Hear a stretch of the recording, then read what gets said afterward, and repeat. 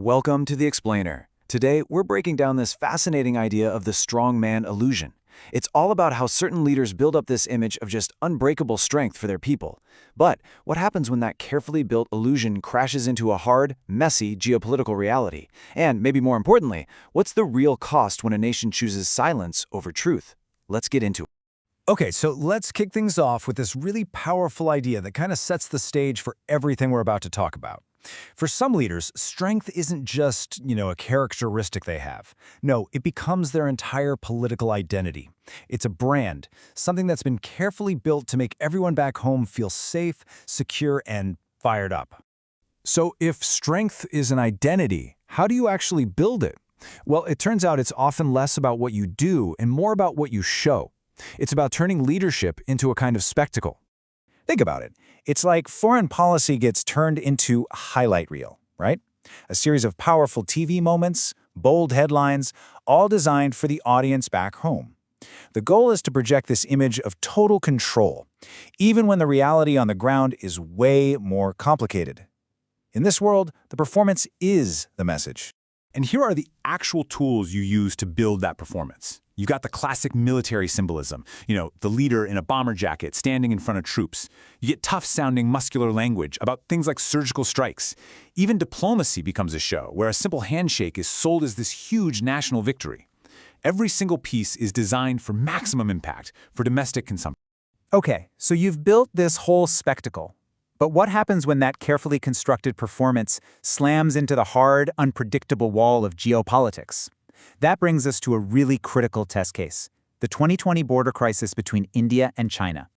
And look, this was not just another minor skirmish on the border. No way! This was a fundamental shock to the system. Lives were lost, protocols that had held for decades were just shattered, and it was a moment that demanded absolute, total clarity.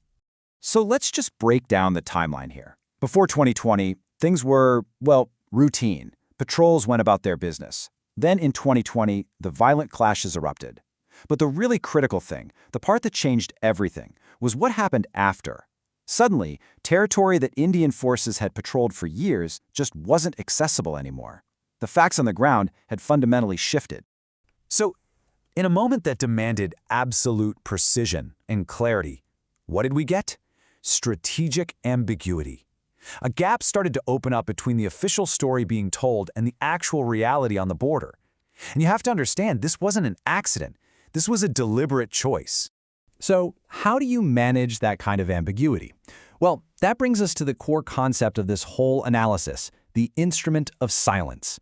This wasn't a lack of a strategy. The silence was the strategy. Now let's be clear. Strategic silence doesn't mean you've got nothing to say. It is a very deliberate, calculated decision not to confirm bad news. And why would you do that? Because admitting a negative outcome would totally damage the brand, and it would force a bunch of conversations the leadership really wants to avoid. And that's the big why right there. Admitting a loss of territory, even a small one, would directly contradict that powerful image of the unyielding, always-in-control strong leader. So silence becomes a kind of shield, protecting the political story from a reality that just doesn't fit. And this silence, it's not just for the folks back home. Everyone is watching. Your adversaries, your allies, they see it too. Sometimes what you don't say sends an even more powerful signal on the world stage than what you do. So when you start prioritizing the story over the reality on the ground, you inevitably end up with some really stark contradictions. Let's dig into a couple of them. Just look at the trade situation with China. On one hand, the public message, the rhetoric, was all about boycotting Chinese goods and becoming self-reliant. But what was happening in reality? The exact opposite. The trade imbalance was getting wider, and economic dependence on China was actually getting deeper. Now, the source material argues that this wasn't simple hypocrisy. It was a hierarchy. You had one message for the people at home, the tough symbolism, and a totally different pragmatic approach for your actions on the world stage. It's like having two different playbooks for two very different audiences. And this is a fascinating comparison. When the pressure came from outside, from China, the response was silence, opacity. But when the pressure came from inside, from those massive farmer protests, what happened? A total reversal of policy. This really shows a key difference. Rigidity when dealing with external forces, but a surprising amount of flexibility when domestic pressure gets too big to ignore. So, where does this all leave us? What's the real long-term price you pay for choosing this illusion of strength over just acknowledging reality? Well, the first thing to remember is that credibility, it's not something you get in an instant. It's cumulative. It's built up piece by piece from consistent actions and truthful statements over a long, long time. So when a gap opens up and stays open between what a government says and what it actually does, that consistency gets broken. And over time, that divergence just starts to, well, it starts to erode the very foundation of trust, both at home and with other countries. And this is where it gets really dangerous. Eventually, your opponents, your adversaries, they stop buying the performance.